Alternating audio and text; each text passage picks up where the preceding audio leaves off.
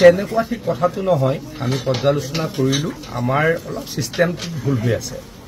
মই গোটেই সকলোকে সুধিলোঁ 100জনমান কাৰ্যকৰ্তা আছিলে তেখেতলোকক সুধিছোঁ যে আপোনালোকে যদি কাৰোবাক এপ্ৰ'চ কৰিছে কোনোবাই মেম্বাৰশ্বিপ নলওঁ বুলি কৈছে নেকি প্ৰত্যেকজন ব্যক্তিয়ে কৈছে যে আমি যাক এপ্ৰ'চ কৰিছোঁ সকলোৱে বিজেপিৰ সদস্যপদ গ্ৰহণ কৰিছে আমাৰ অলপ ভুল হৈ আছিলে আমি অলপ কম মানুহ এংগেজ কৰিছিলোঁ আমাৰ কাৰ্যকৰ্তাই অলপ কম আমি আমাৰ য'ত বেছি মেম্বাৰশ্বিপ হৈছে তাতে সাধাৰণতে কি বেছি আমাৰ কাৰ্যকৰ্তা এংগেজ হৈ আছে কিতাপত সেইটো অলপ আমাৰ সৰু ভুল এটা হৈ আছিলে গতিকে মই ভাবোঁ যে আজি আমি সকলোকে ক'লোঁ আৰু কাৰ্যকৰ্তা এংগেজ কৰিব লাগে আৰু এংগেজ কৰিলে ডেফিনেটলি ভাল হৈ যাব আকৌ কৈছোঁ মানুহে সদস্যপদ বিজেপিৰ গ্ৰহণ কৰিব নিবিচৰা নহয়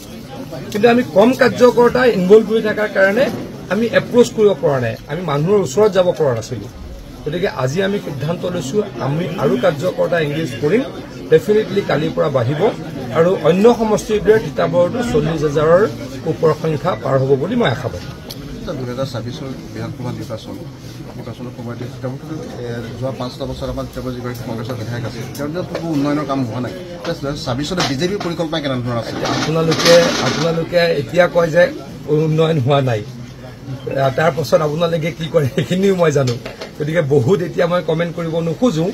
মই ভাবোঁ যে অসমৰ অন্য সমষ্টিৰ দৰে তিতাবৰে প্ৰাণ পাব লাগে তিতাবৰ বহুত পিছুৱাইছে এইখিনি কথাই কৈ আছিলোঁ ইয়াতে আহি তিতাবৰ ৰাইজে আমাকে ভুল বুজিলে নে কাক বেছি বুজিলে নাজানো কিন্তু মই এটা কথা আজিও উপলব্ধি কৰোঁ অসমৰ অন্য সমষ্টিতকৈ তিতাবৰ সমষ্টি পিছুৱাইছে সেইটো হৈ থাকিবলৈ দিব নালাগে সিদ্ধান্ত কিন্তু আপোনালোকৰ 2026লৈকে পৰিকল্পনা কি আমাৰতো পৰিকল্পনা আমি চেষ্টা কৰিছোঁ দেখিছে আপোনালোকে যোৱাকালিলৈকে 34 লাখ মানুহে বিজেপি দলৰ সদস্যপদ গ্ৰহণ কৰিছে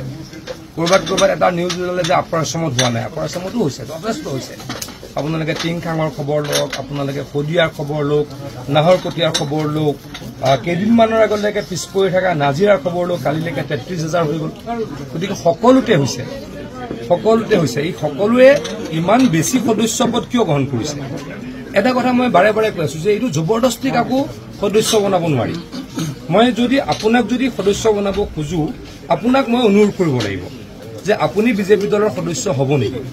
যদি আপুনি ইয়েছ বুলি কয় তেতিয়া মই আপোনাক ক'ব লাগিব যে আপোনাৰ ফোনটো দিয়ক তাৰ পৰা এটা টোল ফ্ৰী নম্বৰ এটা মিছ কল দিব লাগিব সেইটো কাম আপুনি কৰিব লাগিব তেতিয়া এখন ফৰ্ম আহিব ফৰ্মখন ফিল আপ কৰিবলৈ আপোনাৰ নামটো জানিব লাগিব আপোনাৰ এড্ৰেছটো জানিব লাগিব মানে যিজন ব্যক্তি সদস্য হ'ব তেওঁৰ গোটেইখিনি ডাটা তাত লাগিব গতিকে এইটো জবৰদস্তি কৰা সদস্যপদ নহয় গতিকে মানুহে নিজে